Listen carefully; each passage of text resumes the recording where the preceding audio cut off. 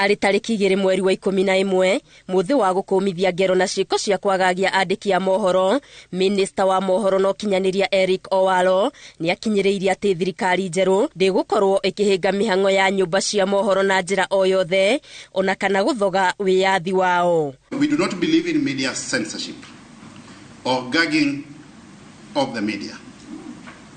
We believe that if the media is responsible, then the media should be able to regulate itself in line with the laws of the land and, of course, ethical dictates of your very profession.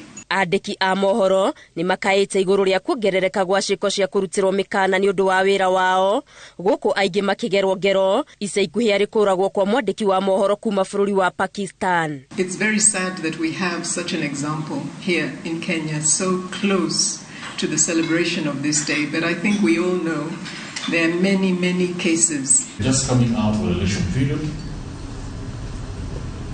and if you look at our records, there are dozens of journalists who came under attack, who came under threats by politicians and by goons hired by politicians for no sin other than for doing their job.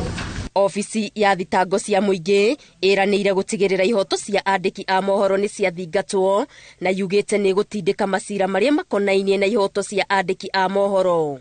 We thus assure you of your commitment to ensuring the protection of the media space and your security in Kenya at all times, in accordance with not only the Constitution of Kenya, but also the Universal Declaration of Human Rights, the International Convention of Civil and Political Rights, the African Charter on Human and People's Rights.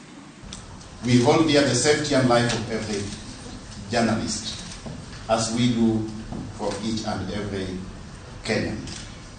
We are saddened each time a journalist is endangered, harmed, or loses life in the course of duty. Gĩikaro gĩkĩ gĩgwĩkinyĩtio nĩ ngwatanĩro mwanya cia amemerekia na andĩki a mohoro, arũgamĩrĩri a nyũmba itiganĩte cia mohoro na maabithaa a honge itiganĩte cia thirikari. Ngĩribotera Inooro TV, Getu Wangari Maria wa Mũigana.